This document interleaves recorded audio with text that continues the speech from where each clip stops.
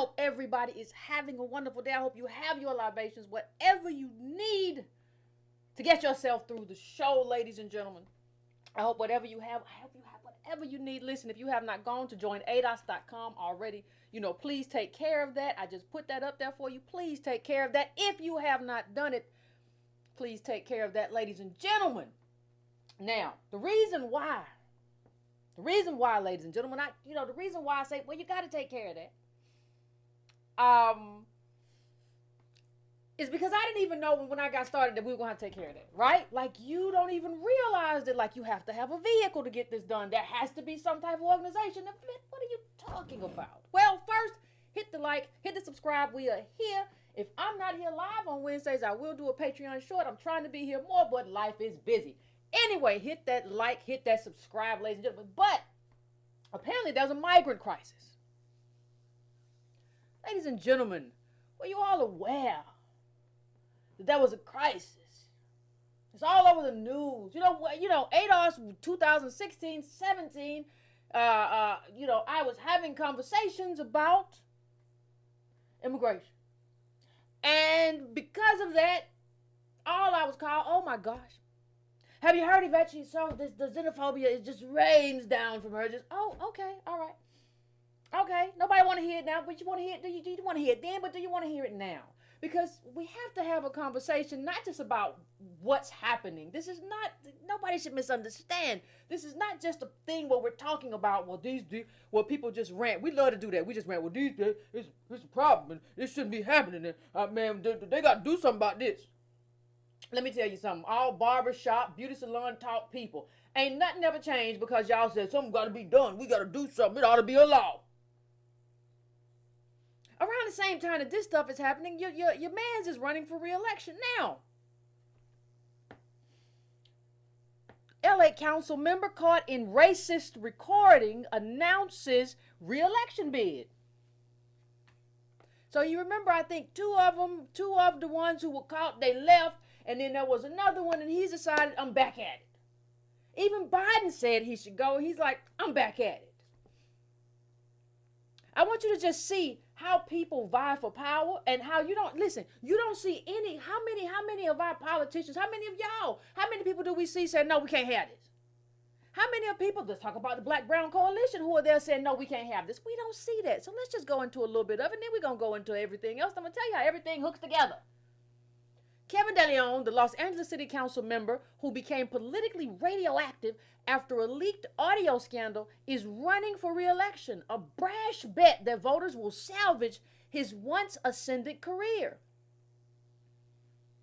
His Wednesday announcement, first reported here, settled the speculation that has consumed Los Angeles politics for nearly a year. Whether DeLeon would appear again on a ballot after a chorus of calls for his resignation last fall, including from President Joe Biden. Child, he said, I do not care. Let me tell you something. If Joe Biden had called for something where Negroes were involved, Negroes would have scattered. Oh, well, when the president, you got to do it. He said do it. He's the president of the free world. We got to go. He said no. He's going to stick around and he's going to stick around and keep his power. And what he's telling you, understand what people are telling you. What he's telling you is that you are not powerful enough to get me out of here. What he's saying is, I'm not yielding to the Negroes. See, at a certain point, you have to start asking yourself, do you want to have political power? Or do you want to have political impotence? And you got to start seeing it for what it is. And I understand the other ones are going to be back too. If he gets to be back, they coming back. Hey, just because we called the little black baby a monkey, and just because we were likened him to that, and just because we said, well, he's for the blacks, and we proved ourselves to be racist, and we coming back and go represent our people. We go barbecue a mildew. Now, this is what's happening on the political landscape. I'm talking about ideology. I'm talking about rhetoric. This is the political landscape where this part is happening. But there's a lot of other stuff going on. We're going to get to it. The taped backroom conversation, rife with disparaging and racist language, exposed deep fissures in the city along ethnic and ideological lines, and piled on fresh embarrassment to a city council already decimated by ethnic scandals. As the only participant still in office, DeLeon has been the most visible emblem of an ugly chapter in the city's history. Now he is counting on voters to bring him back from the political wilderness. He's counting on his people. He ain't just counting on, he's counting on his people. As he visited an El Sereno neighborhood this month to tell neighbors that a homeless encampment behind a nearby tire store had been cleared and power washed, nearly everyone recognized him at the door. The leaked audio scandal did not come up once. There's your coalitioning. Your stuff didn't come up once. They didn't say, I don't support you because of what. No. You got the home. They only care, but you got the homeless people out of there. Okay, good. De Leon's rise to power played out primarily in Sacramento, where he established a reputation as an ambitious, if polarizing, state Senate leader. He was the darling of progressives in his losing campaign against Senator Dianne Feinstein in 2018, proving to be a more tenacious underdog than many expected. He placed a distant third in 2022 Los Angeles mayoral primary, but retained his influence as a high-profile council member. I want you to pay attention to one thing before we go forward, ladies and gentlemen. He was fighting Dianne Feinstein. So people were like, he was a progressive. He's a good guy. Understand how many of your little progressives who are fighting, oh, I'm fighting the Democratic center. I'm fighting, and I'm no fan of Feinstein. But understand how many of them harbor racism, anti-ADOS racism. I want you to just think about that for a second. Nothing happens in a vacuum. And there's a reason why he listened to that and didn't say nothing about it when she said that whatever was said, because they all agreed. They was trying to figure out how to listen to get the Negroes. This is on a political level. I'm just giving you context right now. I'm just giving you the context of he back and ain't nobody talking about it. De Leon has expressed remorse for not rebuking Martinez and others for their offensive statements during the conversation. He also has apologized for agreeing with Martinez, calling the black adopted son of a fellow council member a prop, adding the child's presence at a political event was just like when Nuri brings her Goyard bag or Louis Vuitton bag. He later described his comment as a flippant remark. But he did not back away. Pay attention, family. At this paragraph, this is the paragraph you want. He did not back away from what? His comments about black political representation relative to Latinos, in which he likened the former to the Wizard of Oz, projecting a presence that is much larger than their actual numbers. Now, I want to discuss in 1 second, because this is him and he's doing his thing. He says their presence, their power they have too much power for what their numbers are. That's what he's saying. And they go here and they say Latinos are the largest ethnic group in Los Angeles, making up nearly 48% of the population, while black residents comprise 8%. Now, first of all, y'all know I agree with that. Latinos is fiction. Like you will have to talk about where they come from. There is no Latino. That was if you doubt what I'm saying, read Making Hispanics. That was a cobbled together thing so that they could compete with ADOS. But making up 48% of the population, while black residents comprise 8%. There are currently 5 Latino members on the 15-member council. So they're talking about how to get more power for Latinos, which I said ain't real. But what they're saying is this: they're competing. What you see, all this stuff about we're gonna be the black brown, we're gonna do this. There is a competition going on. There's a competition going on for resource and powers. Also, I just want to put it in the context of the fights that's happening right now, because as goes California, as they used to say, as goes California, as goes America. That's what they said. In the context of this migrant crisis, I just want to point out and have a conversation about people who are this assumption that people have that brown people are your political allies, because what he's saying right now is that we're fighting for power. He's not saying that we got to stick with the blacks or whatever. He's saying that, listen, we got to take power from them because we Latinos. We're not people of color. We're not brown. We Latinos and they Negroes, and they have too much power. Now, also when you talk about the numbers, it's just context. I'm not accusing nobody of nothing. When you talk about context, we just got to understand too what might have happened in different communities that made the population go down. Well, just so everybody remembers, East LA gang member who led firebombing of African American residences sentenced to 16 years in federal prison. We were firebombed and made uncomfortable in those communities, and that's part of how we got out of there. The defendant planned, coordinated, and led these racially motivated attacks that targeted vulnerable families, including grandparents and infants, while they were sleeping peacefully in their homes, said Principal Deputy Assistant Attorney General Pamela S. Carlin of the Justice Department's Civil Rights Division. The Justice Department will continue to prioritize the prosecution of hate-fueled violence.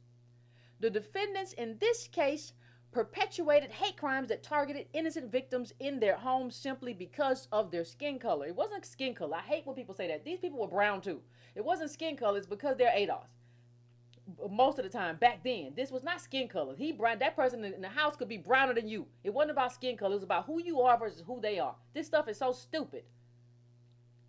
These are despicable acts are simply unacceptable in our society. We are committed to protecting everyone's civil rights, and anyone who participates in this type of conduct will find that the federal government will marshal all of its resources to ensure they are brought to justice.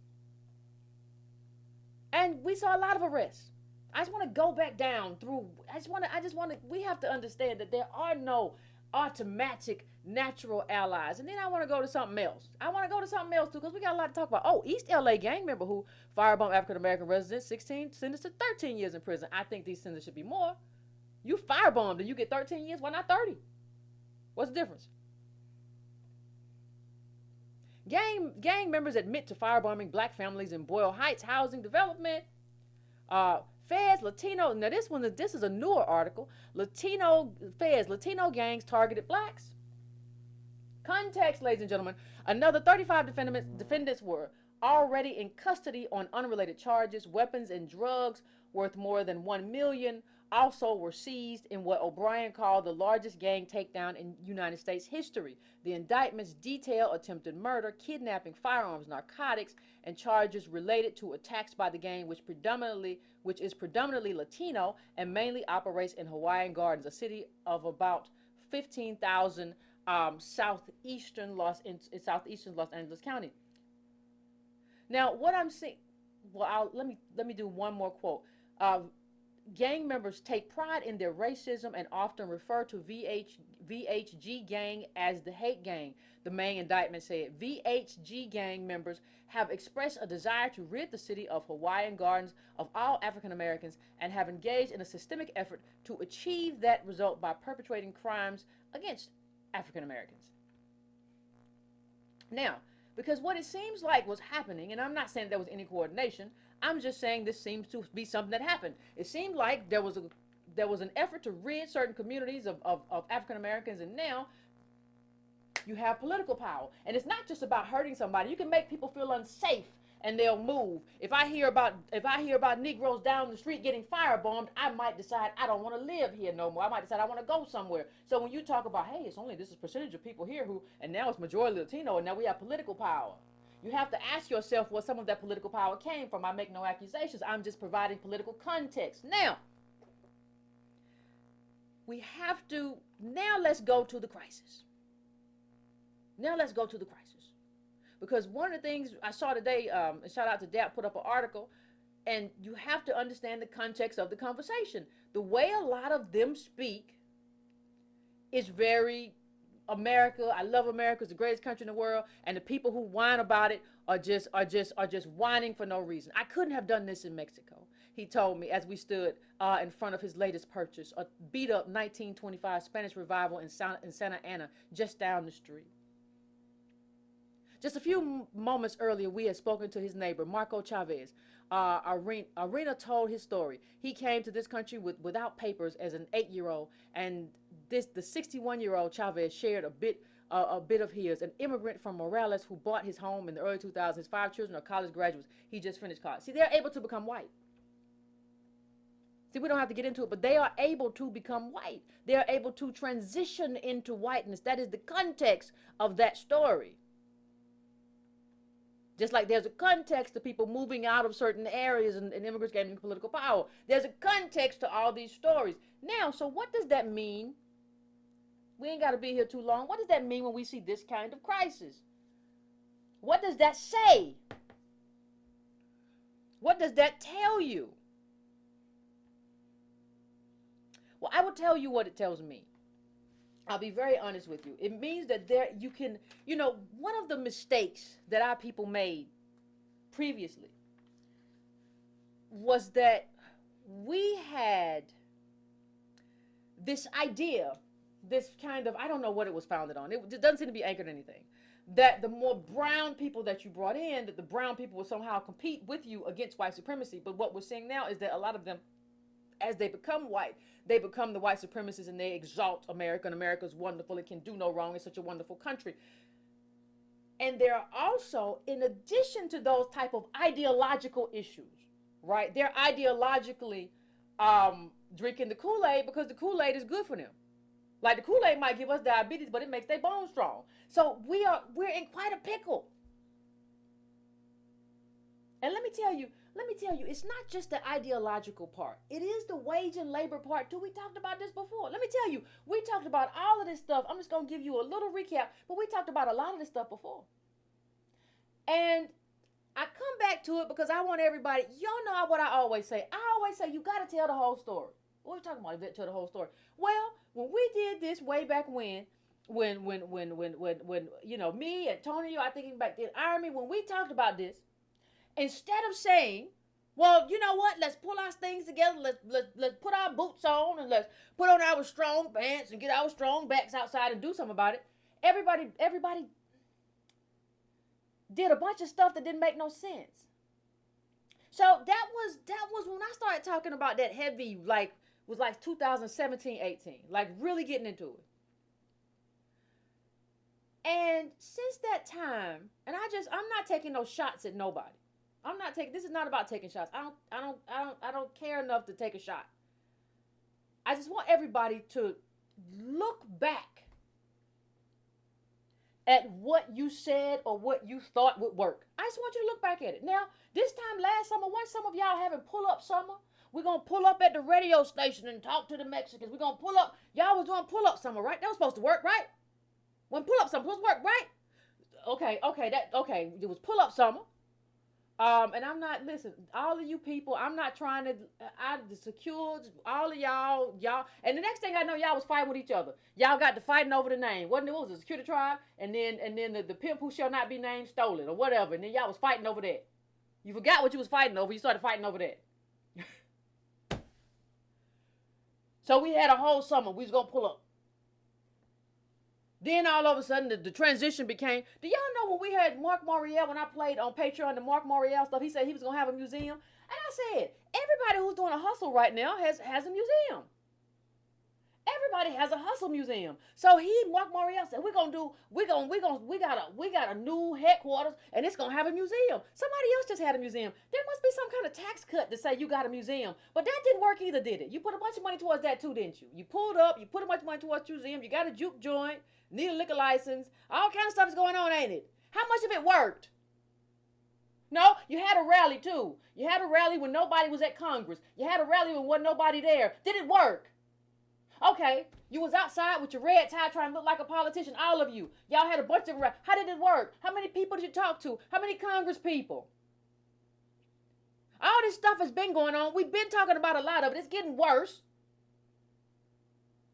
We're going to talk about what it means. We got Tyler Perry out here talking about if you could just pay the light bill. Shut up. Like, who asked you to, like, there are people and he's a great example of the people like this who just want to be in every conversation. So this conversation is happening. I'm just going to wade into it because I want to be on the forefront of everything. Who are you to say anything about this, man? Like, I don't want to, listen, and just the light bill. He didn't even say we got to chip in and we got to help each other. If he could just pay, you just sounded so tone deaf. Like, go somewhere. But he's a perfect indication of all these people who you have to just be at the lead or the forefront of whatever conversation is happening, don't you? That conversation that has been going on for a while could have happened well without you, Tyler. But that's just what we do. If there's a conversation, hey, if there's a conversation going on, instead of saying, hey, we're going to join ADOS and we're going to do all this stuff together and we're going to work together, everybody says, well, I'm finna get on YouTube and I'm going to report about it and I'm going to talk about it. Nobody need nobody. Like, let me tell everybody who's going after the bag. This YouTube bag is gone. If you can't get at least 1 million subs, let that go. Like all this, I'm going to put something in the background and I'm going to make it happen. No, you're not. So we had that. Tyler come out running in front. It's like, this is what everybody do. They run to the front. Instead of, everybody saying, what can I do? How can I help her run to the front? So I just want to ask everybody, all those rallies now, how'd that work out? Because it seems like there's a crisis, and it seems like pull up summer ain't going to work. I agree that we should take ownership of everything that we do own, like everything that we created. When people say we don't have a culture, I agree with that. But I don't know how much time y'all gonna spend arguing about who made hip hop. People is taking over. People is making political moves. And let me tell you something. We ain't even got to get in deep into it. Let me tell you something, ladies and gentlemen. Vote blue no matter who ain't gonna work. Jumping ship with the Republicans and just jumping in the fry pan and into the hot grease ain't gonna work. And this dumb no tangibles, no vote trash is not gonna work. Because y'all been no tangibles, no voting for at least 10 years and ain't a doggone thing changed. What do you think? You have to find the third way. You have to create your own movement. Let me tell you, ladies and gentlemen, there's no shortcut to it. There is no shortcut to it. I wish there was a shortcut to it. Lazy people seek out shortcuts, don't they? You've been running around doing rallies, donating money, doing all kind of stuff, and this stuff is still going on. We still have no political power. Well, I don't understand why you didn't just do 4, 5, 6, 7 things. No, we had to create a movement. That's what it is, and there's nothing else to do. And I want to bring up something else because I want to bring all this home just so everybody understands really, really what's going on. Because you got to understand what's happening. Eric Adams, he's upset, but one of the things, because what I want people to understand. Well, Yvette always talking about, I don't understand why she always talking about politics. Politics ain't gonna do politics. Well, what you gonna do about it? What you gonna do about it? What you gonna do about things that require a political solution? Let me tell you something. The other day I was talking, the last show that I put the clip up, I talked about black men, Adolph's men. And it was very interesting, the response, but one of the things I want to make clear as we talk about Adolph's men is that one of the reasons you don't really see any studies in particular or nobody caters to them, because this society has decided to move past Adolph's men. You don't even see these kind of studies anymore. This was a study in like 2006, and it was from the National Bureau of Economic Research. The effects of immigration on African American employment and incarceration. And it reached some conclusions, ladies and gentlemen. The 1980 to 2000, and let me tell you, this has not changed. I have not seen any study that is not funded by an open borders group that says that these numbers have changed. If anything, post-COVID, post-gig economy has gotten worse, and nobody's reporting on it. You know why? This country has made a decision, and we have not decided to push back against the decision that this country has made. We decided to do pull up something and argue about hip-hop all day on Twitter, but a lot of us have not decided. I just want to know if everybody's ready to get to work yet. You going to get to work or you going to pull up somewhere else? What radio station you going to pull up at this time? The 1980 2000 immigrant influx, therefore, generally explains about 20 to 60% of the decline in wages, 25% of the decline in employment, and 10% of the rise in incarceration rates among blacks with a high school education or less. And those of you who opt out and say, well, I got more than high school, I'm going to show you they got something for you too, sweetheart. I'm going to show you too. You just stay with me. Don't go nowhere. Just don't go nowhere. I got you. Don't worry. One reason the authors argue is that black employment is more sensitive to an immigration influx than white employment. For white men, an immigration boost of 10% caused their employment rate to fall just 0.7 percentage points. For black men, it fell 2.4 percentage points. The same immigration rise was also correlated with a rise in incarceration rates. For white men, a 10% rise in immigration appeared to cause a 0.1 percentage point increase in the incarceration rate for white men. But for black men, it meant a nearly 1 percentage point rise.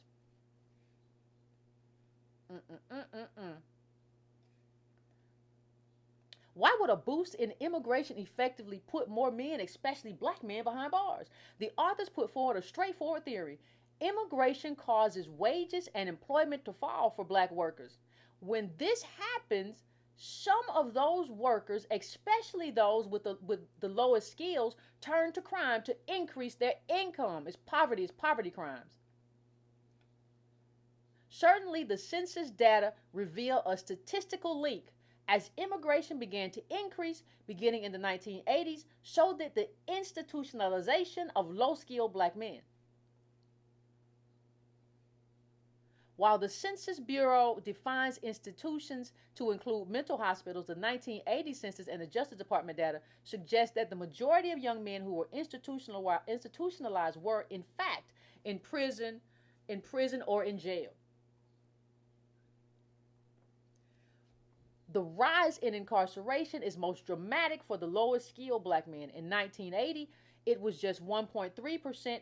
By 2000, it has skyrocketed to 25.1%.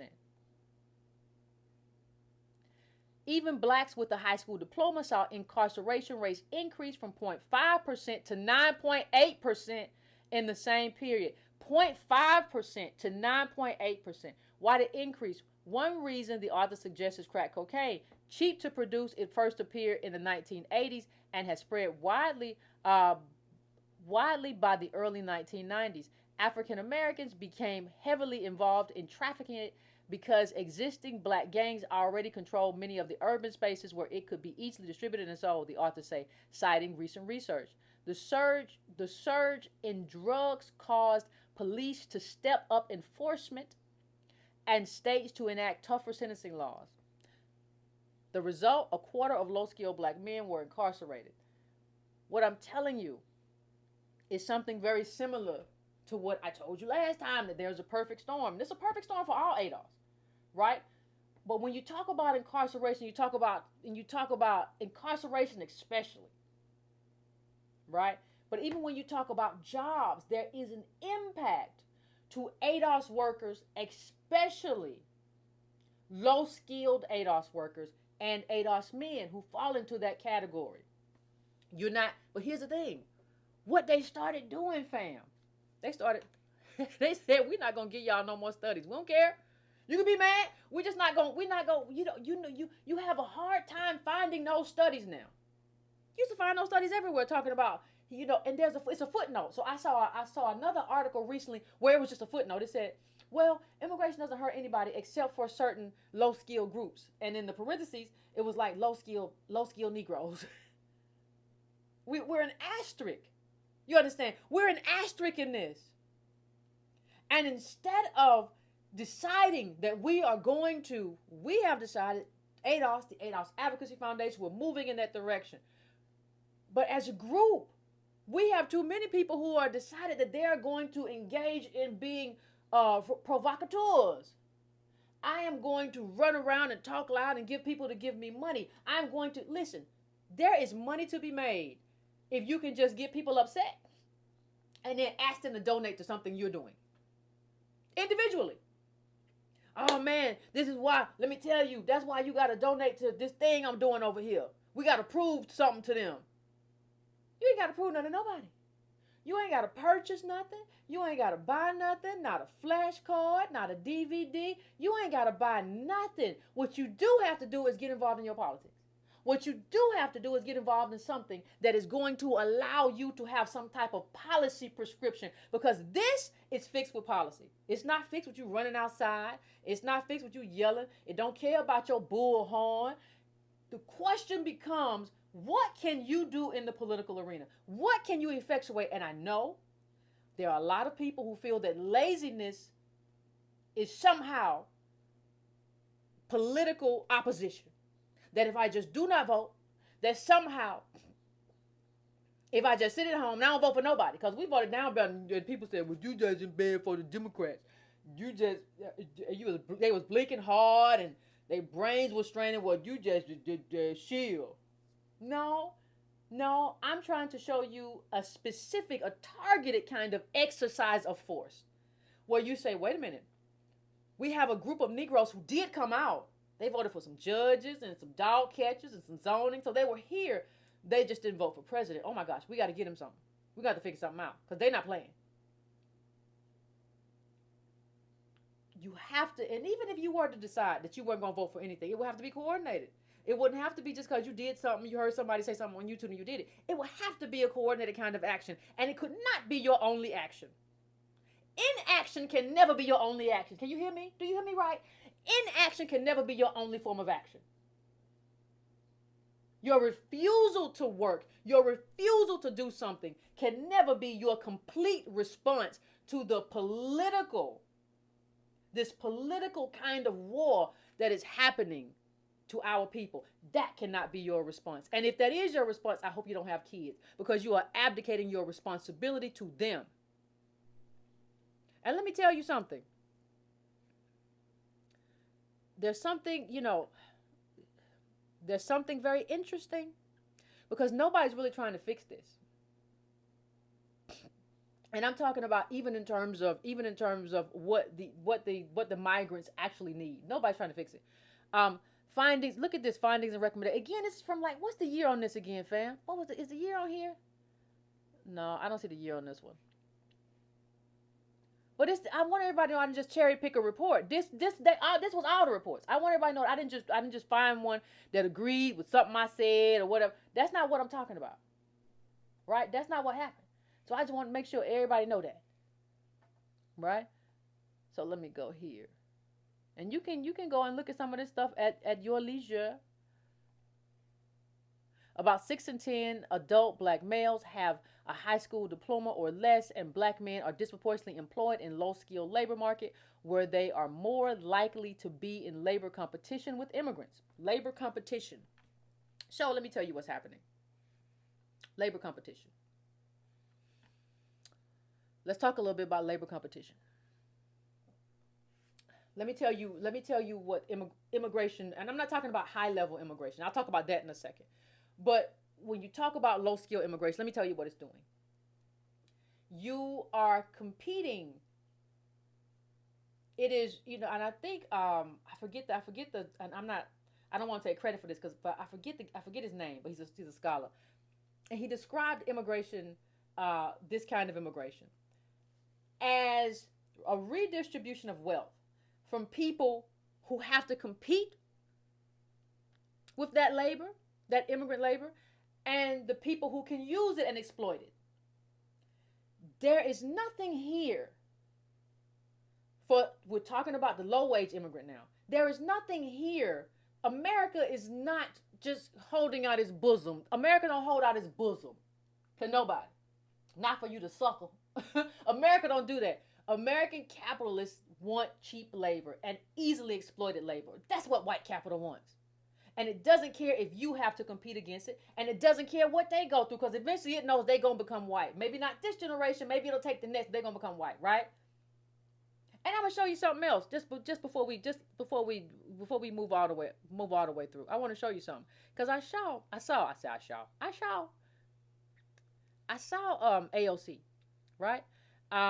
And she was saying that she was talking about the migrants in New York. All these sanctuary cities, child, they in quite a pickle. You was just outside. Come on in. And now you're like, what else gonna do? Well, she said, well, they gotta have jobs, and that's part of the issue. They don't have no work. Well, Americans don't have no. There are Americans who are unemployed and underemployed who are making videos all the time about how we can't eat and we can't go nowhere, we can't do nothing. See, this is how I know everything's a fraud. And the left is in on it. Because if you were really serious about migration, you would say we have to find a way for people not to have to do this. Like, we have to have a bill, and y'all know me, reparations got to come first. But we have to have a bill that makes investments to undo what American imperialism did. So if we talk about coups in Haiti and Honduras and everything that we've done, you have to, America, we will have a serious project about how do we undo that so that people can stay home. Have these people, like the low wage people, they may want to come. Some may say, hey, if I were safe at home, if I could have a life at home, I would stay home. There is no project to help people stay home. So your country can be trash or whatever. We're not talking about the ones who get to come here and they start businesses and then go back home and they be playing some of these people are playing a whole con game, sending money back to Mexico, coming here, going back and forth to Tier 1. They're playing a whole con game. But I'm talking about the people who had to leave. Like they were talking about the violence in, El Salvador. They had to leave. The problem becomes and when you talk about America and America's adventures abroad, any kind of leftist project, if it was serious, would not be just about creating jobs here. Because everybody knows that America can absorb everything. America is not a smorgasbord. America is not a buffet where everybody get in, there's enough food. That's not what America is. It's a country.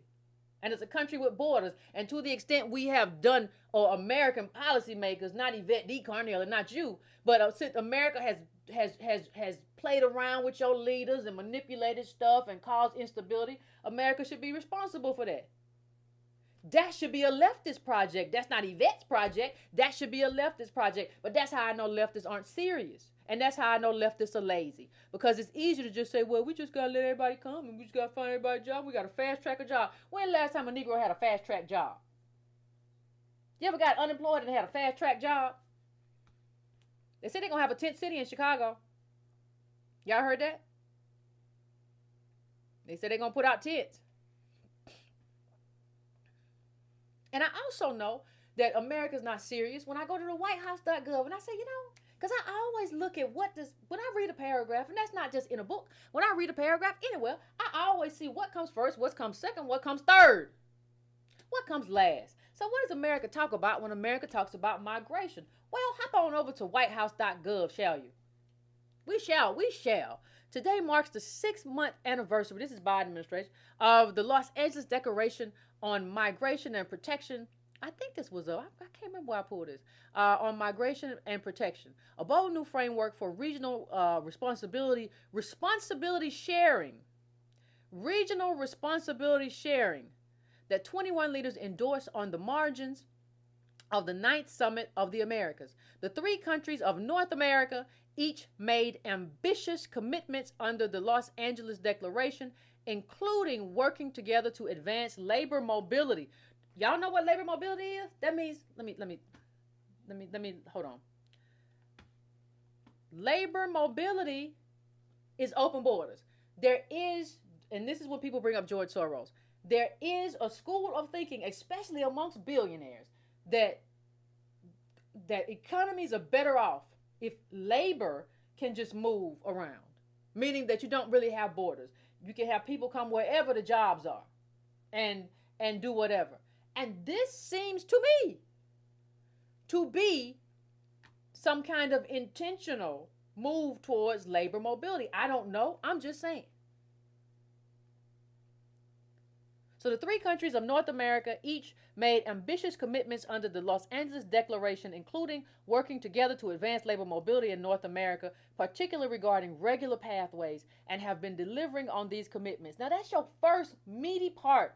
See, that tells me that this is a priority. Whatever you say last or next is not as much as a priority as what you just mentioned. And so your main priority is labor mobility, getting the free flow of labor in and out of countries. At no point here did I hear anything about respecting countries' borders. I didn't hear anything about that. You might hear that later. See, watch where stuff comes when you read it. Watch where it shows up at. Since June, Mexico, the United States, and Canada have collectively welcomed record numbers of migrants and refugees from the Western Hemisphere under new and expanded labor and humanitarian programs. Today, we affirm our joint commitment to safe, orderly, and humane migration under the Los Angeles Declaration and other relevant multilateral frameworks. This includes assisting host countries and promoting migrant and refugee integration. Integration. Mm-hmm. Ain't that something?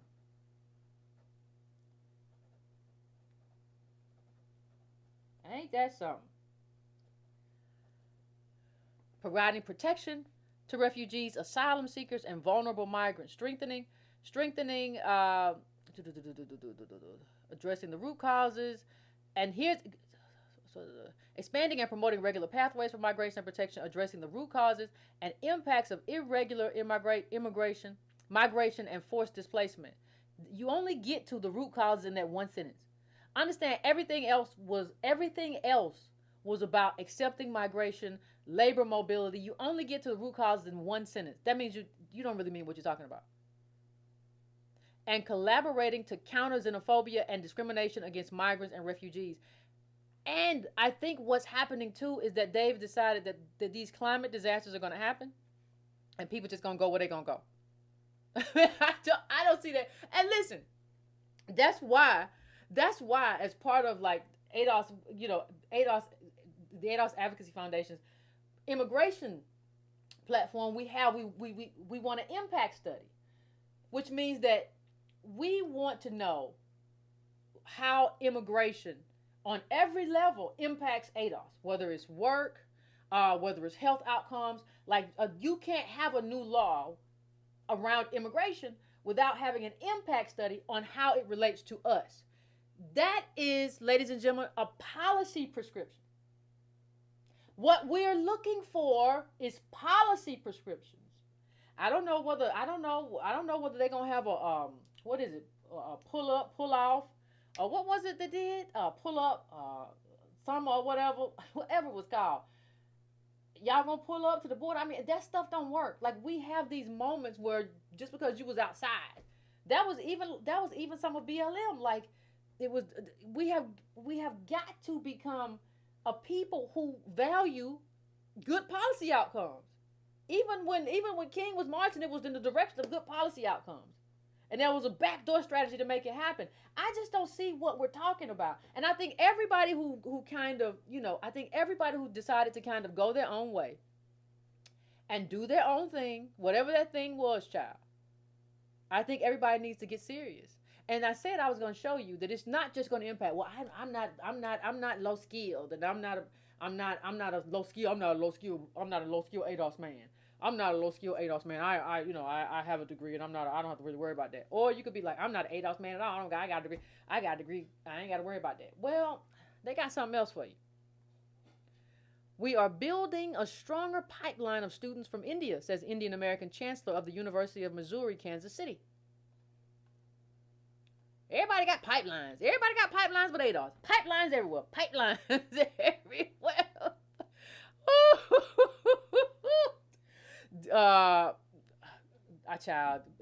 The doc is a chancellor at the University of Missouri, Kansas City since June 2018. Earlier, he held other senior academic positions, including interim provost, vice president for research, and dean of engineering at the University of Texas, San Antonio, PhD from Duke, MS from master's, I guess, from Clemson, B.Tech. He got quite the. Dr. Agarwal has been a well-known researcher before taking up the current administrative role, having specialized in the area of orthopedic and cardiovascular biomaterials and implants. He spoke to Ashani on various topics, including his outreach efforts toward Indian students and the challenges that he faced in his immigrant journey. That felt like a lot. You have done a lot of research efforts. Do you see a growing number of students from India choosing UMKC since you have taken over as chancellor? Now, mind you, ain't no affirmative action pushback against this right here. In our census during the past year, we have found that we have had a high number of international students, which is higher than many of the large universities that are close by. Of this number, almost 1,000 were graduate students from India. There was a pent-up demand from the past few years with the previous White House administration sending out the message that it was not very friendly towards international students, followed by the pandemic and international travel bans. Last year and the year before, there was a spike in recruitment from India. Now that's not a problem. When we talk affirmative action, no, you don't need it. But why are we recruiting over there? We got people over here then. Last January, I went on a 2-week trip to India with our provost and vice president for academic affairs, visiting some of the universities from where most of our students came from. This to build a stronger and steady pipeline of students and talk to Indian universities about how we can work together on research and collaborations. Now, ladies and gentlemen, I want you to see, fam, how all of this is working together. Right? So no more affirmative action. There's a benefit, I'm fine, right? But they're getting rid of that. But this is affirmative action to me. Like if you're going to recruit Indian students, that you didn't say I'm recruiting across. This is affirmative action, but hey. So any set aside for you, me, after generations of slavery has been considered for decades, not just now. When Backy was decided, it became about diversity. We was out of here. Any consideration for us is a violation of the equal protection law. But he can go to India and recruit. And y'all don't think them being able to do that is going to impact you in terms of college outcomes? You're already in quite a pickle in terms of college, in terms of cost and everything else. That's not going to impact you. So on the high level, we got this. On the low level, we got this. What do you think the outcomes are? And again, I'm not gonna stay here. I'm finna open up the phones. But what I'm trying to say, this requires a political movement.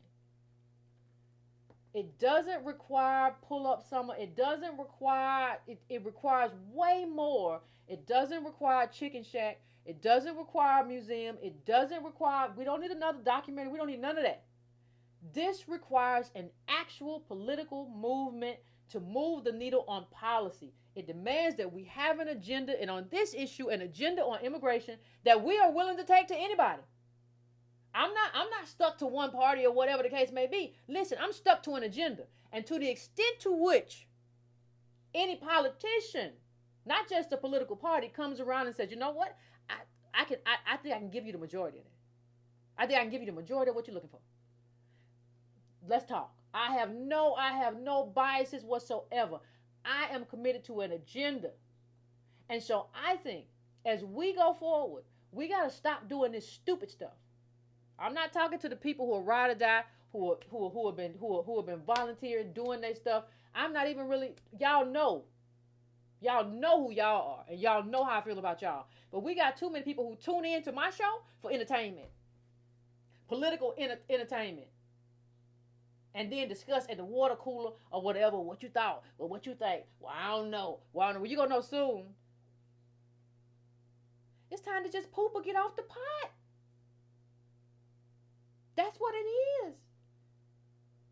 All this stuff, everybody expected to work. I don't know how you expect to have this stuff to work anyway. I don't know what half of this goofy stuff that people been doing was supposed to do. I have no idea.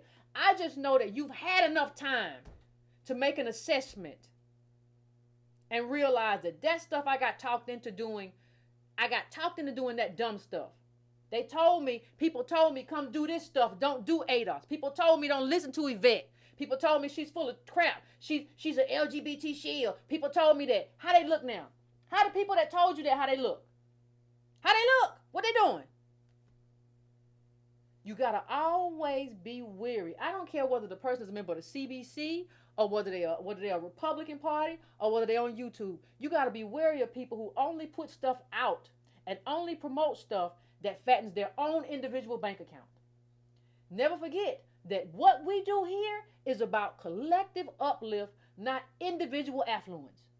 We are about collective uplift. So if the only thing you ever put in front of me is something that makes you rich, Houston, baby, we got a problem.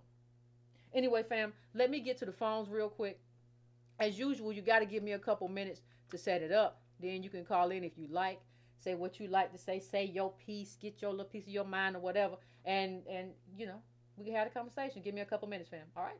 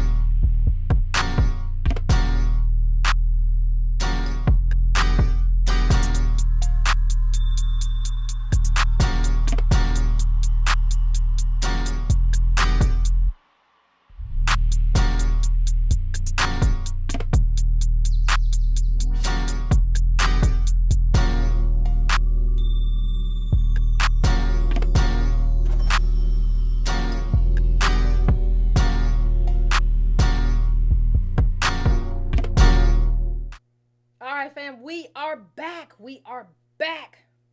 I am going to the phones. I am going to 310-310. What's your name? Where you calling from? What's on your mind? Hey, man. Hey, this is D. I'm from LA. Hey, what's going on, D? Okay, now earlier in the episode, you spoke about some of the Hispanic gangs that were conducting like racial terror attacks against some of the black residents. Mm-hmm. Now, one of the gangs you talked about said PHG, Barrio Hawaiian Gardens. Mm-hmm. Now, the two of the original members of the Mexican Mafia were from Hawaiian Gardens. Luis Flores, they called him Huevo Buff, and his homeboy Hondo Lechuga. Now, back in 2005, there was a Hawaiian Garden member. He killed a Los Angeles County Deputy Sheriff by the name of Jerry Ortiz. Now, Jerry Ortiz was looking for that member because a few days earlier he had attacked a black man. He had beat him down.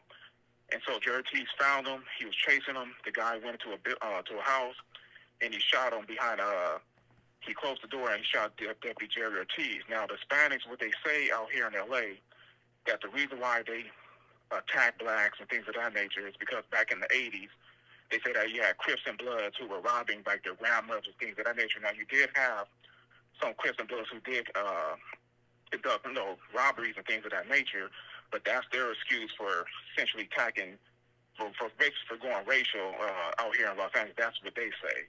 Mm-hmm. And I gotta put it, but it's pretty much in their culture where you have a lot of anti-black racism and anti-indigenous racism within their culture, but that's the excuses that they've historically given for attacking blacks. And back in 1967, the very first article you had about the firebombing is the gang is called not Hawaiian Guard, it's Big Hazard. So that's one of the guys got to 16 and 13 years back in 1967. Some of my father's homeboys had went into the Ramona Gardens to check some of the Hispanics here because they were messing with some blacks there, and they told them, we have to come back. We're coming for you guys. So then that's when some of the older Hispanics, they checked some of their younger homeboys. So it's always been an issue like with us and the Hispanics out here in Los Angeles. So I just wanted to share that with you. Oh, I appreciate it, fam. I appreciate it. And I just put up a clip. I just put up a something that was, I didn't put up about an article where there was one indictment where the string of attacks on black residents included a shooting into a home with 8 people inside. Right? So like this was, they can say, oh, it was just the gangs, because gang members don't have to go after each other and fight each other, and people get caught up in it and people get killed. But this looks like ethnic cleansing. And Yeah, well, that's what I was talking about. That's the gang. It's called it's a project called the Ramona Gardens, and the gang within that project is a very old hood. They've been around for a lot of the Hispanic gangs out here in Los Angeles, they've been around for a long time. So that particular gang is known as Hazard Grande or Big Hazard. So they had a lot of Mexican Mafia members and things of that nature. But that's what the article was talking about, the 16 and 13 years of the members who got the federal time. Okay, makes sense. So, yeah. I mean, but one thing I'll say is, like, I've seen a lot of things on comments online. People, Hispanics are running blacks out. A lot of times, like in the area where I originally grew up in, it's predominantly Hispanic now. You had a lot of blacks who end up selling their homes. They didn't keep the houses up. So that's the reason why you had a lot of Hispanics who were able to move in onto what's known as the east side of Los Angeles. So I might move too, fam. I might move too. Like I might move too. Like if because there was one that said that, like, they attacked a black man who was walking down the street. I'm not gonna put up with that, and it's just like, there's not enough pressure. There's not enough pressure to be like, hey, these people are out of pocket. I hear a lot. I don't talk about no gangs. I don't do LA stuff, but I hear all people on TV talking about you got to check in when you get rappers. Got to check in. Everybody got to check in. Y'all didn't check in with these gangs, but hey, y'all do you. I know that we got to have some political solutions. Thank you, fam. I appreciate it. Yeah. All right. Going now to 313. What's your name? Where you calling from? What's on your mind? This is Vaughn from Detroit. Before I get to my topic, let me say this. Black people are done in California. You were, back in the 70s, you were 20% of the population. You're down to 9 now, and they expect by the next century down to 5. You've been overrun. They've been doing ethnic cleansing out there since early 2000. It's over with. Your best bet is to move down south, find some of your old distant relatives, But hold on. I want you to wait because I want to ask you a question, fam. Now, first of all, I want to say this. I want to say, people say, so goes California, so goes America. And I want to say, as a person who lives in the South, I went to the grocery store last month, and there was a Mexican playing a violin, and I ain't never seen that before. He had his little family over there, and he was playing a violin. And I will not talk about my actions. but what do you think about that? Like, people say, so goes California, so goes America. What do you say to that part of it? Listen, we're 50 million. It's 50 million black folks in this country. 50 million. That's the official count. So it's probably, the unofficial is probably close to maybe 55 to close to 60. Our numbers are too high to just go into the night. We need to set up a firewall in some of these states where our numbers can grow and hold on politically. Get where we can, Mississippi only needs another 500,000, I believe, black folks to have a voice in the state politics, meaning they can elect a black senator and governor. I think it's like a half million. They still have lynchings in Mississippi. They get what? They still have lynchings. I was just in Mississippi. Well, Adolph's Mississippi. Shout out to them. I was just in Mississippi with Adolph's. They were doing great work. At some point, you got to stand your ground and take up a fight. They do. Or you're gonna get wiped out. They do. But let me say this. Though. This is why I call. 40%, somewhere between 30 to 40% of black males are convicted felons. Meaning, once they get out, they to rebuild themselves up, they have to get those menial task jobs. Meaning, like working at car washes or washing dishes at the restaurant. Biden has let in 7 million people, mostly men in this country. By the time he's all done, it's going to probably be 10 million. All those jobs that those black men is going to rely on won't be there. They be all held by immigrants. Now, Biden did his part. Trump, this is what Trump got. It's called the 2025 project. Trump has a plan through some other groups to start a national program where they take all the homeless out of the cities and put them in camps. Well, all the homeless is predominantly black men. So they're going to take all the homeless out of the city and put them in camps. And he's going to have a national policy of stop and frisk. If you want federal government money, you have to implement the stop and frisk nationwide. So they're going to stop you one end, and if you can't get a job, they're going to take you out the city. That's going to be it for almost half the black population. That's going to be it. I don't know how long we're going to be able to hang on once that takes place. But less than a generation, if they implement all this, it's over. That's why what you said, we got to start. It has to be a third party. Our only option right now is a third party. And we'll do a third party. Well, I didn't say a third party. I said a third option, right? I didn't say, like, I support Dr. Cornel West doing what he's doing right now, because I think you have to put something I think you have to position something outside of the bounds of what the Democratic Party and the Republican Party is, because in a lot of ways they're both captured. And one of the ways that Trump wasn't captured is immigration, right? That was like his one place where he wasn't. He still sent all the money to the top and all that stuff, but the one place where he wasn't captured with immigration. And I think that they're signaling in terms of what's happening now that, listen, you're going to be captured if you're going to be the head of these parties. And we have to tell people, like, listen, we're showing up for something, or we will figure out a third way. Because we can't go just the same way. This isn't working for us. At a certain point, you have to realize when something isn't working. And I say that to Adolph's Democrats and Republicans. Like, you have to figure out when, like, people have to be responsive to your agenda. And if they're not responsible to your agenda, then it's a problem. Now, you're the problem, though, if you're not putting forth an agenda for these people, right? Like, you're the problem. Like I said, Al Sharpton was the problem when he was saying that, well, where's the agenda? Y'all keep saying Obama ain't got no agenda. Al Sharpton, you were the activist before Obama. You were supposed to have the agenda. So this is a cute little game. But I think you have to have an agenda, and you have to have politicians who are responsive to it. If not, you're a captured group, and they're captured political parties. Right. There has to be a third way. If there's no third way, I can tell you right now, the way I see it, half of what's going to be done within a generation. That's where things are looking. But thanks for taking my call. No, I appreciate it. Thank you for calling in, fam. I'm going now to 775. 775, what's your name? Where you calling from? What's on your mind? Hello? Hey, fam, what's going on? Can you hear me? I can hear you fine, fam. Excuse me? I can hear you. Okay. I'm coming out of Nevada. I got a book in Boilermakers. See, I originally wanted to talk to you about a political movement, but then everyone started talking about black men, felons, work, being pushed out by immigrants and stuff like that.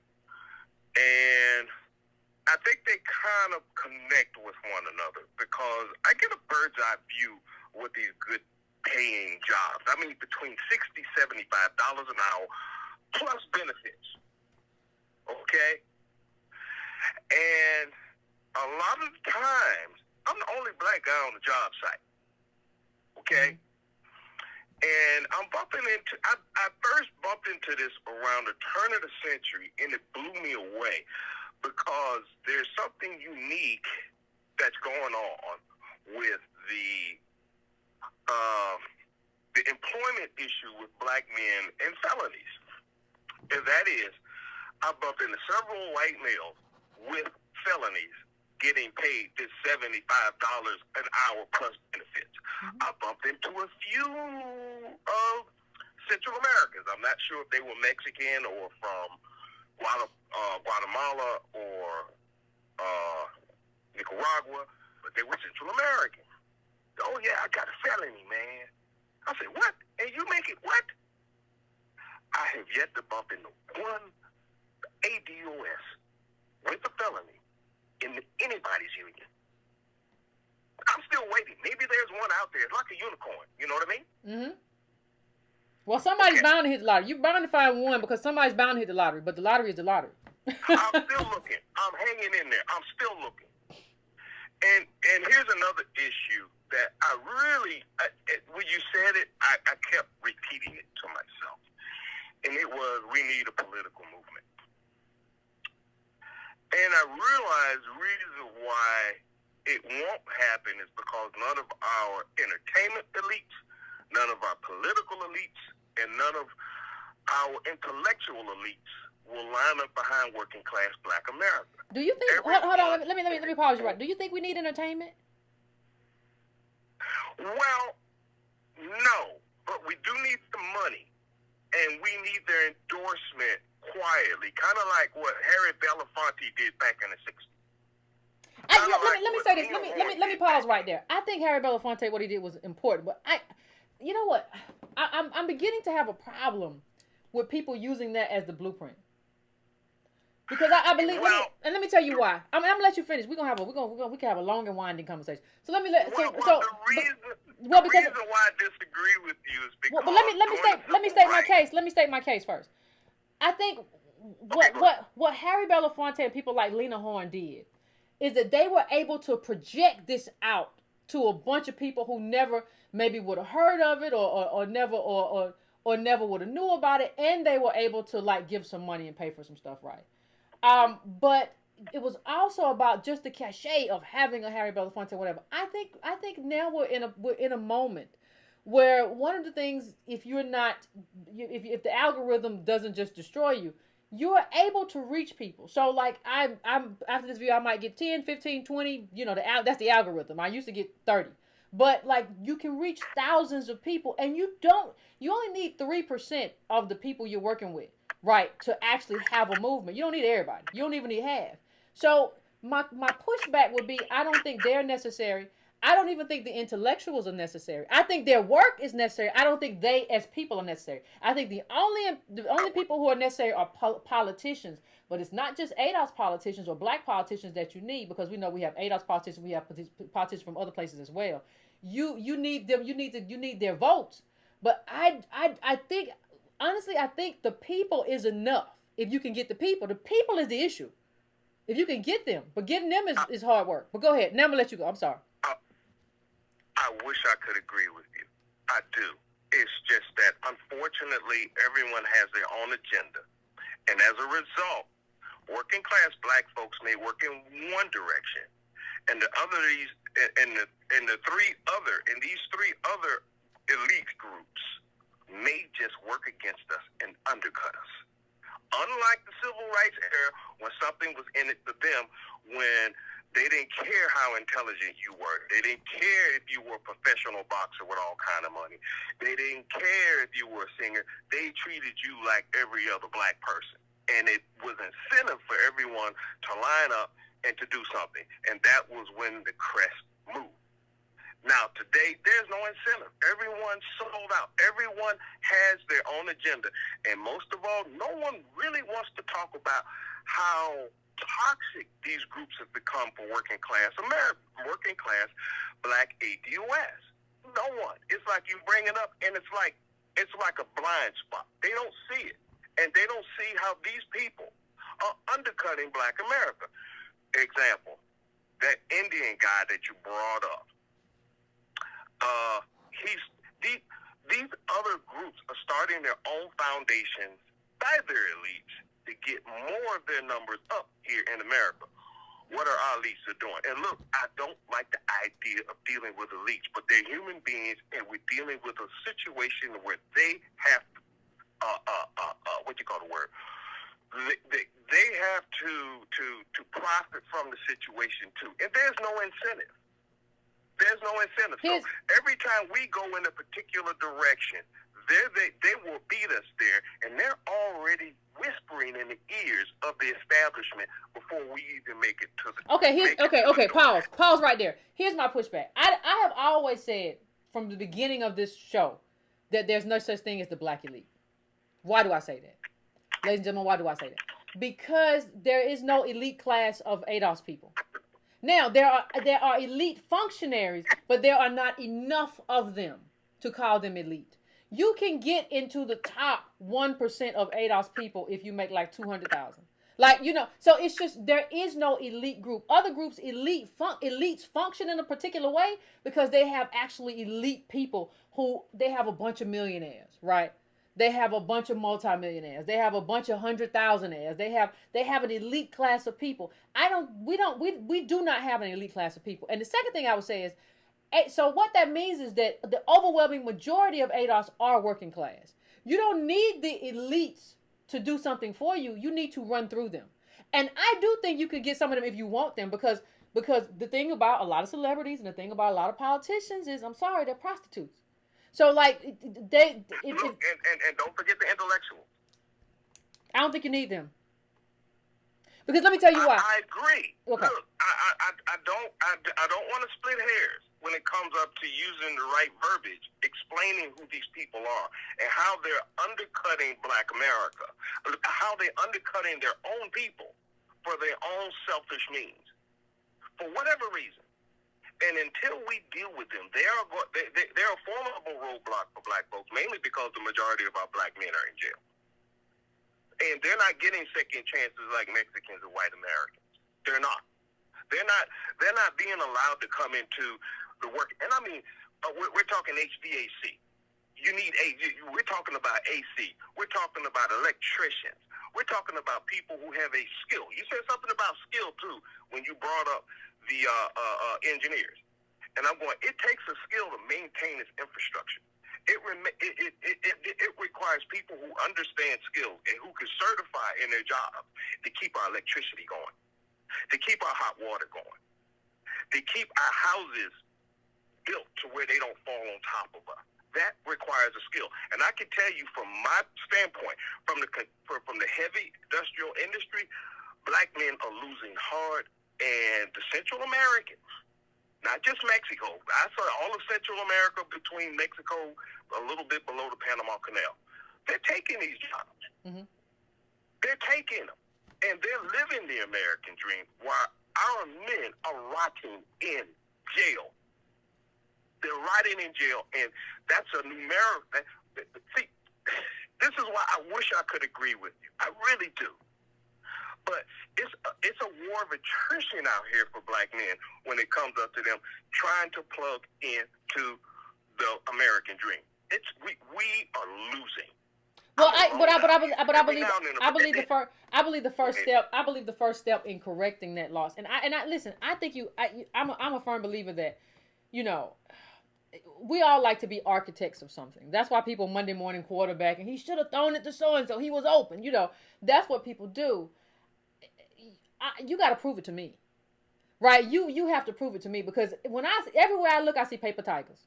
Everywhere I look, and these people know who we are. I happen to have met with. I saw an elite academic not too long ago, and somebody said, "Oh, this is so and so Yvette and whatever," and I said, "Oh, I'm Yvette Cornell." And before I could get my name out, this elite said, "Yvette, everybody knows who you are." So they know who we are and they know what we're doing, and everybody's trying to figure out how they're going to behave in relationship to what ADOS is doing, right? And I think as our numbers grow, then when the numbers grow, then you get to see what this is. Until that, and that will give you your proof of concept. That will give you your proof of concept. Well, 2 points to make. One, our numbers are constantly cold when we get to the level where we can do something. And two, when I say elites, I'm being very nice. A really crude way is well-connected traders. Okay? I mean, these people have access to judges. These people have access to politicians. They have access to bureaucrats. Mm-hmm. And they have their own agenda. And working black America is none the wiser. And here's the thing about it is, these guys are so clever. White America will do what Who's clever? When you say these guys are clever, who's clever? Excuse me? You said these guys are clever. Who's clever? The elites that I nicely call elite, that I don't want to split hairs on, because the ADOS. You're talking about ADOS, right? You're talking about the black elite or whatever. They are ADOS. Okay. Yes. They are ADOS. That's the issue. No one wants, until we deal with that roadblock, no one, I don't believe, will take us seriously, because you'll see someone like yourself who basically represents working class black America. And they'll go up to the politicians and the bureaucrats and say, we want this, and this. And then the little, unbeknownst to you, these, I call them elites because I'm trying not to get too polaristic here. But well-connected backstabbers have already whispered in these people, no, don't do this, don't do this, and don't do that.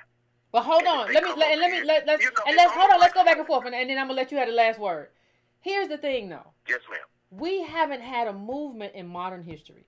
The reason that those people are able to do that is because there's nobody. There is nobody breaking down the door and saying you got to do this. So they can say, and they can put that I call them functionaries, you call them elite. They can put that Negro on TV and say this is what we need, and that's what it is. We have in the modern times, we have never, BLM was not a movement. It was a phrase. We have never seen a movement, right, of people who are saying this is our agenda and we coming in the house, right? You haven't seen that since civil rights. So my pushback would be, I think that because they don't even have the relationships that we think they have. Like these people who are academics and they don't have the relationship that we think they have. And the reason that they came at us. See, the thing is, if we're not a threat, nobody comes at us. If the movement isn't a threat, we don't have no smear campaign. We don't have none of that. We don't have Joy Reid talking about us on TV. We don't have none of that. You have to be a threat for people to target you.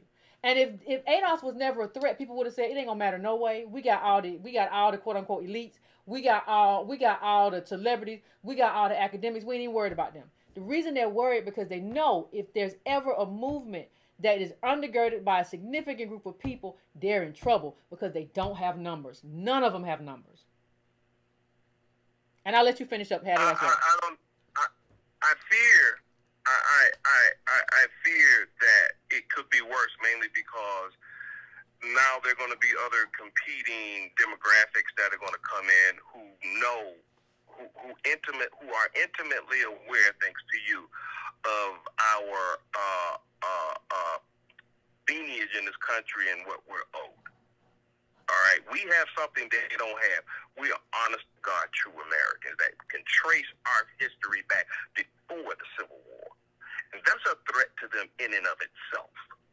That means instead of having to deal with one demographic, we're going to have to deal with 2, 3, 4 demographics, because our mere presence, and when I mean presence, I mean an ADOS who has a half a brain, who knows how to conduct themselves all by himself. No numbers behind him or her. Listen, this person is a threat, especially if it's a male. And what will happen at some point is that when our numbers even become close to becoming a threat, that's a long time. We get cold. That's a long time. You got a long time to play with. And you got a long time to play with these numbers. Anything or say anything about it. Well, I appreciate you, fam. I appreciate you. Thank you for letting me speak. No problem. And I had to get that off my chest. No problem. Until we deal with these roadblocks, thank you. I appreciate you, fam. I appreciate you. You have a good one. And that's the thing, dude. Like, that's the thing. And I appreciate this comment. It's a great comment.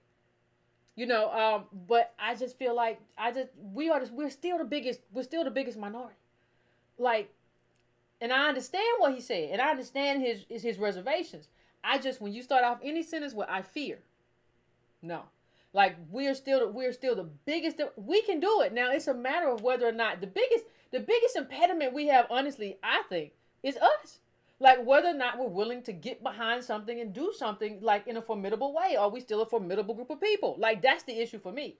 Like, the question for me is what we're going to do, what we're able to do, what we're willing to do. So that's my issue. Going to the next call. 44333, because I have 24433. 44333. 44333 coming to you.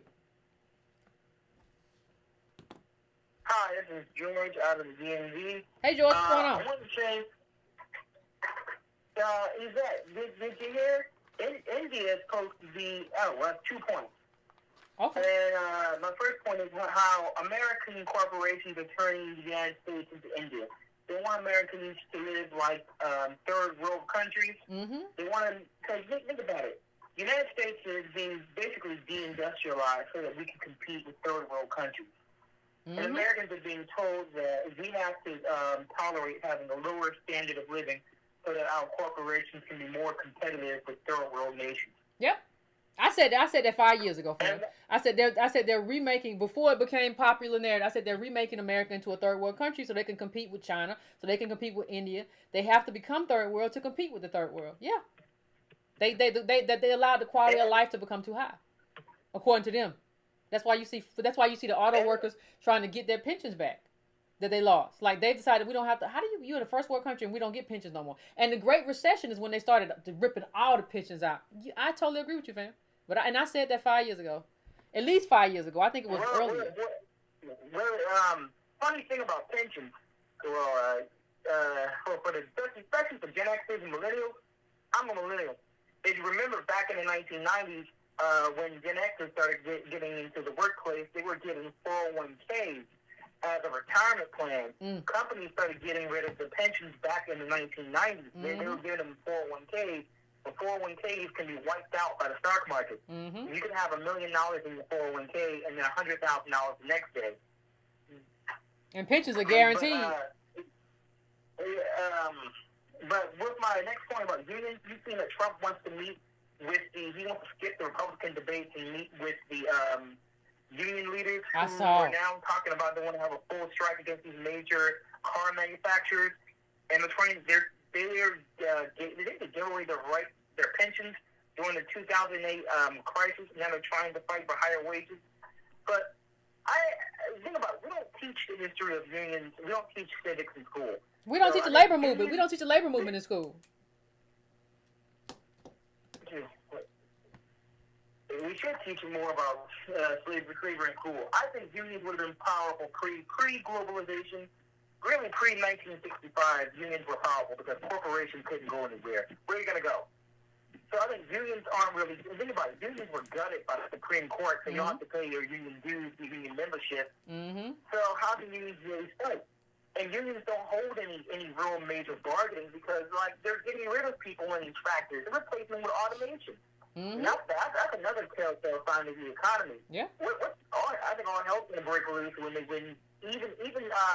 fast food chains start automating. What is the government going to do when regular people can't get work because they've been replaced by a robot?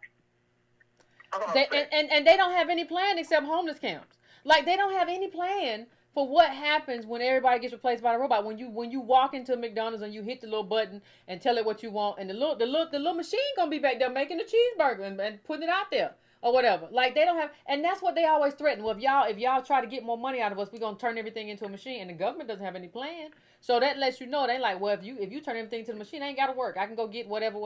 No, they don't have there is no plan. And the thing is, what you said about unions without nationalism doesn't make any sense anyway.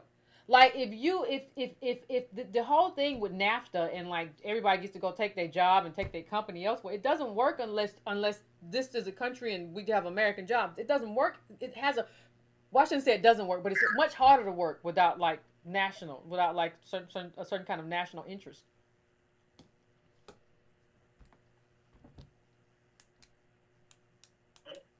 That's very much true. Hillary Clinton lost because she supported NAFTA. And NAFTA basically gutted the United States industrial base. And they told us, Bill Clinton told us it was gonna be great, it was gonna be good, this is gonna be great, and it just, the jobs just went out the thing. So yeah, I mean, I don't know, this idea that, like, somehow, and that's why people are so disillusioned by Democrats.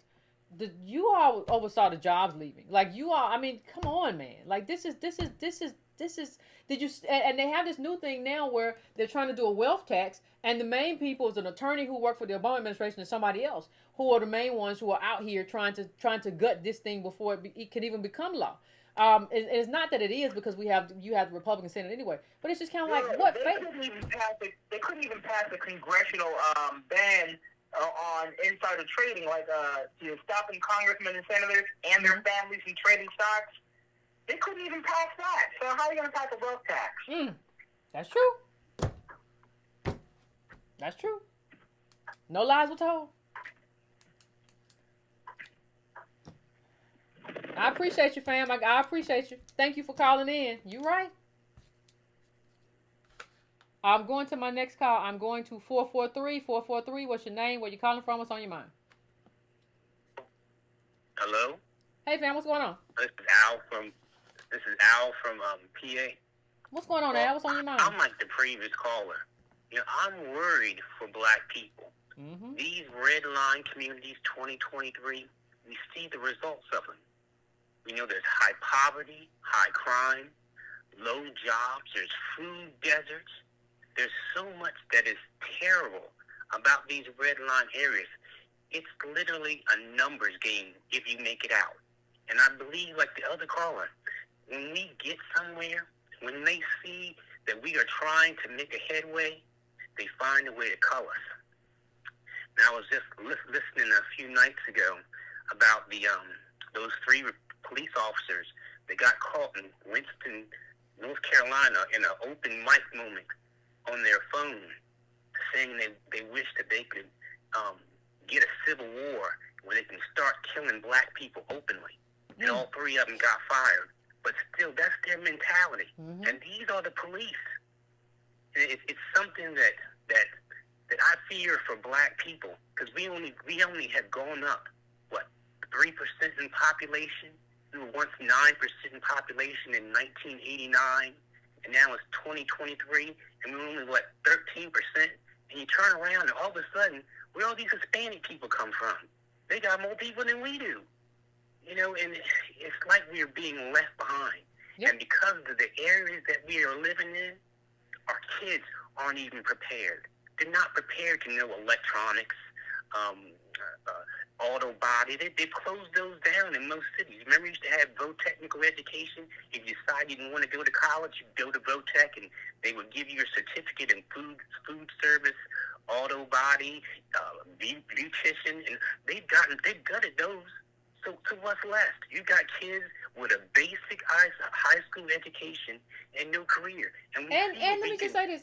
Let me just say this, Frank. For their own. I was going at an ATM, and I noticed there was a white guy messing around, and he was yelling at some black people, and he was telling me he somehow told me that he was a crook, he was a felon, and here he is working on the ATM. That other person, they will get a break because they are seen as redeemable. But if you have no skills like they do, in a record, most likely they're not going to give you the same chance or the same opportunity. Black families have to come together. Someone has to unite us to tell us that you have to prepare your own child for the future. You have to put an investment in your child like they are freaking Fort Knox. Like they are worth more than diamonds, gold, gems, and everything else. You have to pour your energy directly into your child. Because if you do not, if you leave it to these people at the schools, if you leave it to society, they're going to fail. We have to prepare our kids differently than what this society is telling us we have to prepare them for. And it kind of shocks me. Well, I see your topic is crisis at the border. That too is an issue because we've done open the gates. I'm not too happy about that either with Biden just opening the floodgates. We have our own homeless people, and they're dumping them off in New York and all these other places. We got our own people. We're setting them up at hotels and stuff like that. That issue has been played by both the Republicans and Democrats. Both of them are doing it to us. The Republicans are telling them, "Hey, come to America, come here," and paying all these caravanners. They're getting them here and working because when they find these people, they're working in food processing centers. They're working in low-wage jobs in sweatshops. They're working in these areas, making money that most people don't want to go and work for anymore. But and also that we're taking care of them, which also I don't like. And then for Biden not to fix the problem, not to know that it's a crisis down there. It's a crisis at the border, and they need to tell these people, I'm sorry, you need to go through the proper channels, which is through the U.S. Embassy. They need to fix those so they're able to process applications to get them people to come here the correct way if they have some sort of issue. It doesn't make sense that they can jump the line and get the same treatment that our poor people don't even get to get. Absolutely, and I was reading somewhere. I was actually somebody was telling me that one of the consequences of the quote unquote migrant crisis in a lot of these cities is that there are not beds anymore at homeless shelters. So you have ADOS people who could normally know that they will have a bed at the local homeless shelter, if it was cold or whatever the case may be, and they needed somewhere to sleep that was safe, and there's not a bed anymore for that homeless person. So the homeless people who are Americans have been kind of pushed out in favor of other folks. And you said something a minute ago too about high school education. And, one of the things I want to say, too, is it's not even about that. Like, most of these high schools, a lot of these high schools that ADOS go to are not good high schools. So they set you up for failure because your high school's not good, right? So, and that becomes the luck of the draw. That becomes about where your parents could afford to live at that particular time or whether or not gentrification started to happen at that particular time. So there's so much luck. And you're right that you have to. I was lucky enough to go to a good high school, right?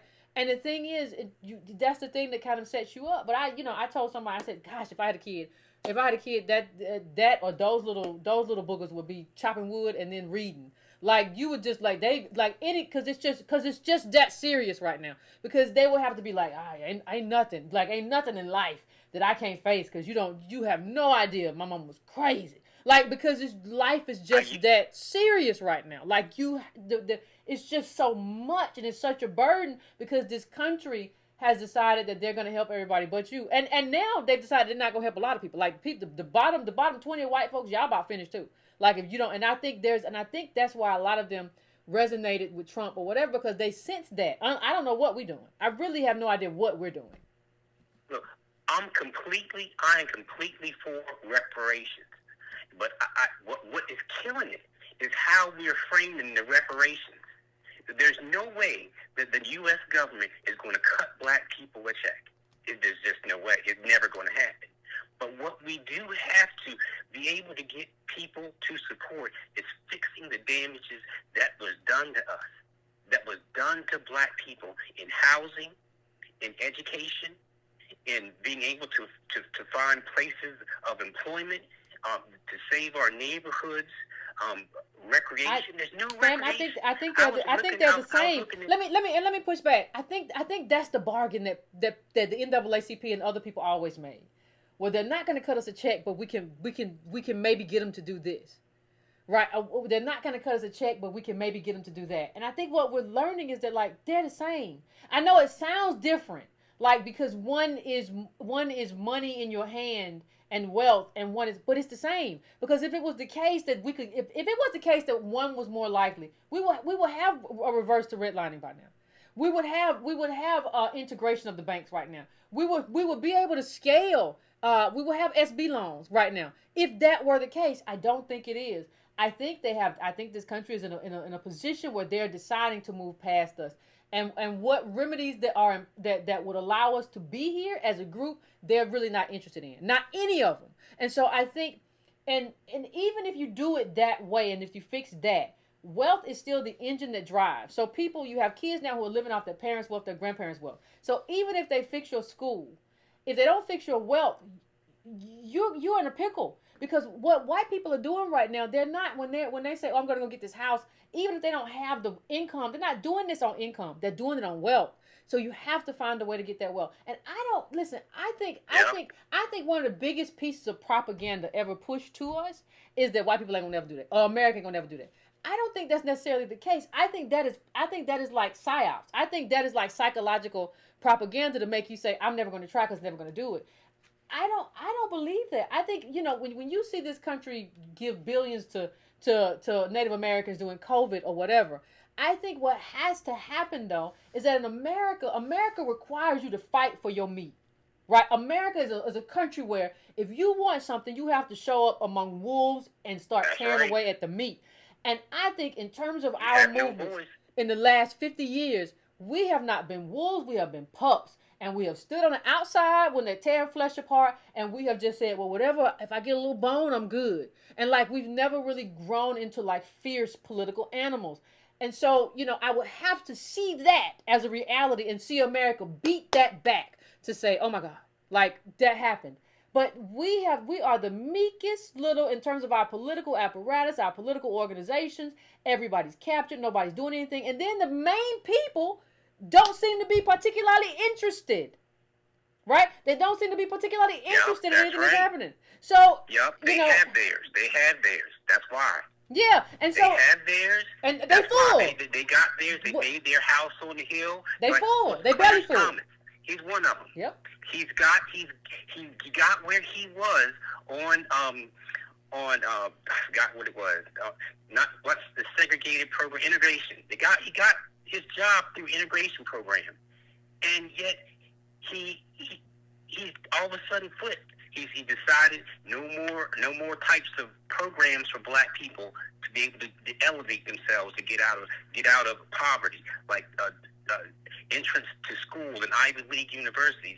Those are the avenues to get education, to get out of poverty, and obtain some wealth. And he's made sure to close those avenues after he's already got his. We have a big problem with that. I remember the Black Lives Matter movement. I was so energized to see them out there, other black folks out there marching and speaking what they feel. But as soon as it got hectic and all these other groups started interjecting into the Black Lives Matter movement, they trashed it. Now, people hardly want anything to do with them. We have to find I wish the NAACP would somehow re-energize itself. It needs to remake itself.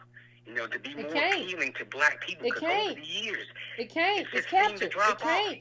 It can't, fam. Like, you know, that's the thing that I'm realizing. Like, yeah, they should, but they can't. Like, when you see the NAACP's got like, what was it, 50 million from Wells Fargo? What can you do independently with that kind of money? Like, because, and it's not saying that you can't take money and be independent, but that's not why you're taking the money. See, if you take money, the person who you're taking the money from has to know, because you have a reputation as an organization of doing what you're going to do. So the people give you the money have to know, I'm doing this to support what you do because I like your mission. That's not what happens with our organizations. Our organizations get paid to be captured. So we're going to pay you so that you don't say anything about what Wells Fargo did to Adolf's people. We're going to pay you so that you don't say anything about how much wealth that we allowed and were complicit in taking away from it. So the reason our orgs even get money is different from the reason other organizations get money. They get money, we get money to be complicit in undermining our own people. And then we have listen, there are a lot of smaller grassroots organizations who are doing great work. But in terms of big organizations, we have not even as a group said, hey, we have to replace those people because they're captured. They're captured. Like, that's what ADOSAF is about. These groups are captured. I wish they weren't, but they are. And I'm not saying everybody at the bottom is captured. I think there's some local NAACPs that do good work. But I'm saying your top is problematic.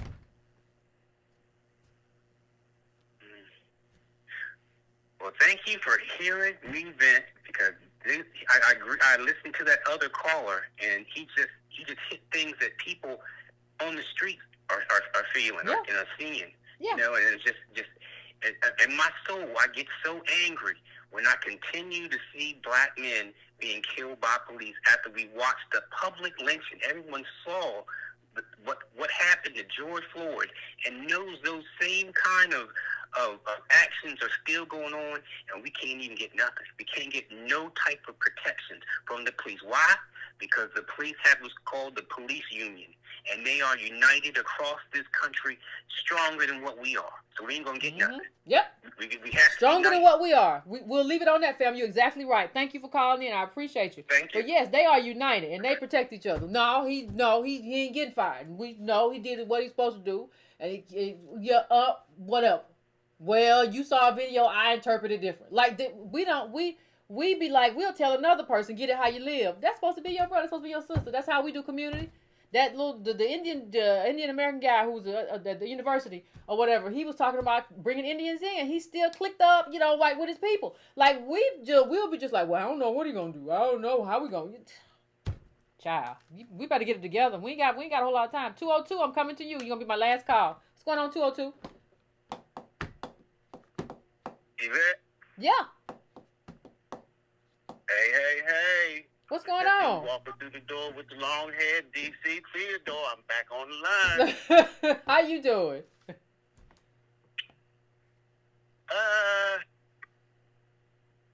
Better than most, but not as good as some white folks. Well, that's everybody. Hey, let me jog your memory to who I am. Remember the time? I forget when he was talking about high value or high class women, and I had called in and I kind of shook things up because I made the statement that the woman that birthed me made the claim, I make over $100,000. I don't know if you remember that. Nope. But that was. Hey, we've been doing this a long time, so that was like 4-5 years ago. Oh, that's why, child. Woo, I'm getting old. I can't. Yeah. Okay. Now, back at the last conference we had, I was the one that had the purple shirt, sweatshirt on that had the logo that Tone did, and I had changed the number on the date. You don't remember that? I remember that. What you do that for? I remember that.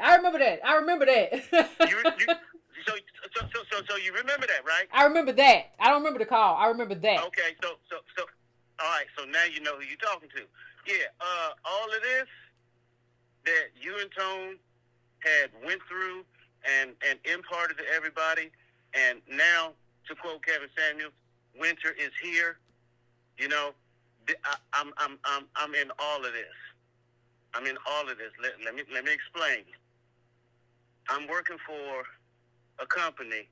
Not gonna say no names, because I don't want to lose my little raggedy. Yeah, don't say no names. Don't say no names. But let me just say this: the person that owns the company, their brother is illegal.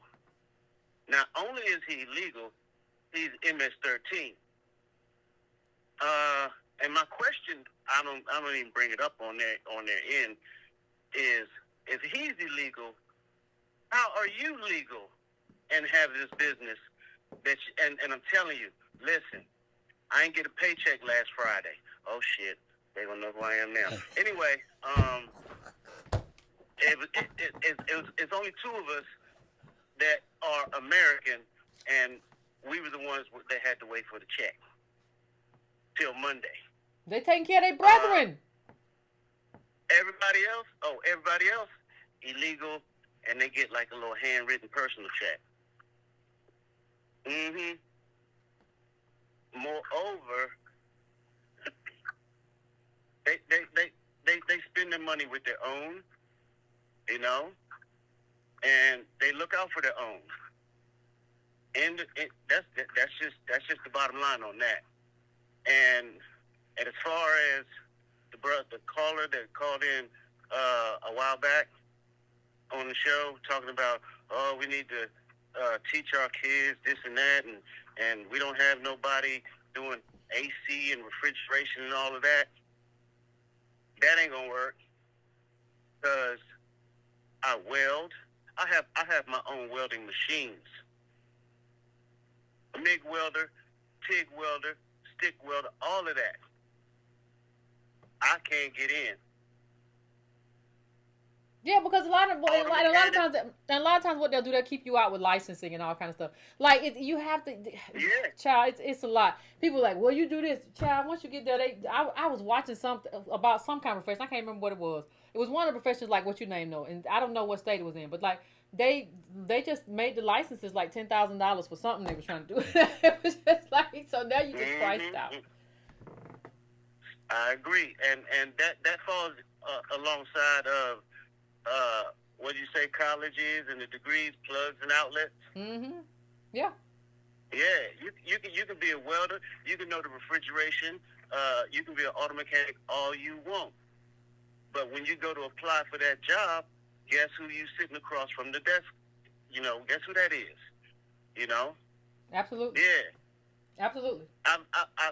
I've been living it all my life. So as far as his comment, wrong. So the auto mechanic thing, I got that down.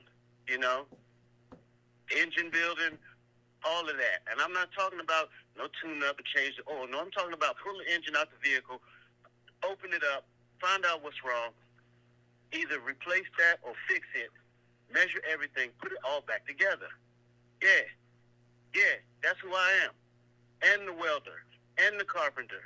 Yeah, I do all of that. And what am I making now? $20 an hour. It's actually $22, but let's adjust for inflation. It might be $15 by now, adjusting for inflation. Absolutely. So I'm telling you, and my son is unemployed. Unemployed. And he can do the computer work. Your computer got a virus, you take it to him. I don't know how he do it, but he will go in there and he will fix it and bring it right back to you. And he's unemployed. He's lost 2 jobs, one working at a little, like a storage place. They was talking about somebody stole some money, used his password. He got fired. Come to find out, and I asked him, who was the person that, because they eventually found the person. I said, who? Because he went to the court case. And I said, who was the person that, that was really behind it? I said, what color were they? Oh, they was black. I said, whoa. Where was she from? He said, she had an accent. I said, they wasn't us. That was before the ADOS thing kicked off. That's why I was about the color. Now, I'm in the comments on this one. I comment all the time in anybody's chat. What is black? I don't understand this. What is the definition? Give me what is that? Because this is about lineage. I don't know what y'all doing. I agree, fam. Knock it off. I agree, fam. We can end it right there. My birth certificate says mother of child, Negro, father of child, Negro. Nowhere does it say African American, black, or any of that. Negro. Period, point blank. I got you, fam. I appreciate you. So, thank you so much, though. I appreciate you calling in. Hey, what's going on with Alexander? I don't know. Hamilton. I don't know. I saw this thing on Newsbreak. Somebody had sent it to me in the text. Everybody need to go check this out. I don't know about how credible it is, the source of Newsbreak, but it was something regarding, was it $27 million to be distributed to.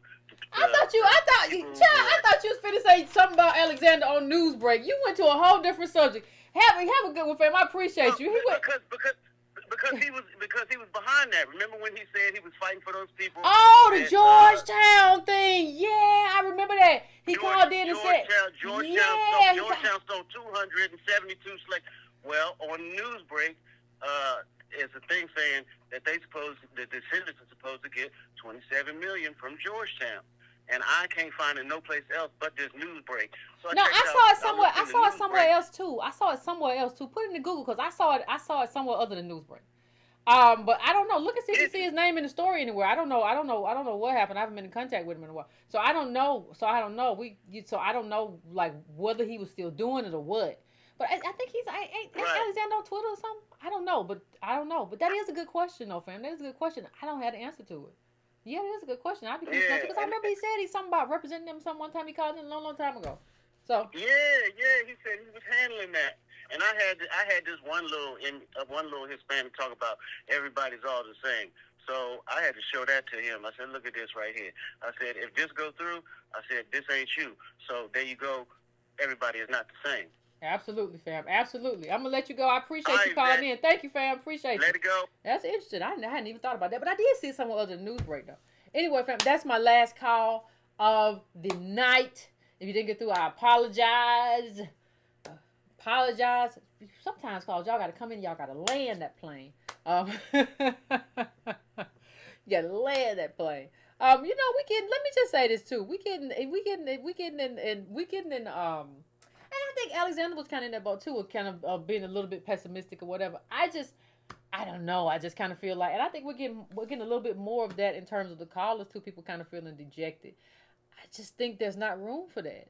Like that's just how I feel. I mean, I don't think there's room for you to go and make $10 million either, without all of this stuff happening that needs to happen. I just think you got to play it out. Like that's who I am. You just got to play it out to the end, right? You just got to play this thing out to the end and see what the end gonna bring. And you don't know what the end gonna bring. Hey, let me just say, I could be wrong. Let's say if I'm wrong. Let's say, Yvette, you wrong.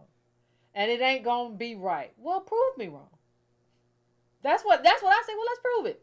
Let's play it all out. Let's play the movement all the way to the end. Let's get the numbers. Prove me wrong. Let me help prove me wrong. Help me be wrong. If you don't believe it's gonna happen, help me. Just come help me. And then at the end you can say, well, but I told you so. I don't think that's what you'll be saying, but let's play it all the way out. That's my only ask, right? So, I understand how people could feel that way, especially when you, like, the thing that would make you feel that way to me isn't like white folk or whatever. It's the way Negroes be acting. Y'all, they was doing we're going to pull up some and all kind of other stuff, everything except political work. So, I understand it, but you just can't stay in that space. That's a kind of depressing space to be in where you just kind of don't believe, you don't know what's going to happen, and you just kind of you just over there wiggling a little bit and just shaking a little bit, and I just want to be somewhere by myself. It's just, woo. All right, then. Anyway, fam, I will see y'all. Patreon, I will see y'all tomorrow. Everybody else, I will see you a week from now. Okay? All right. If you want to sign up for the Patreon, as always, it's patreon.com/ycarnell. And please don't forget to hit that like, hit that sub before you go. Thank you, fam. And until next time, keep it easy breezy. Don't bother nobody. And don't let nobody bother you. Finish your libation and go to bed.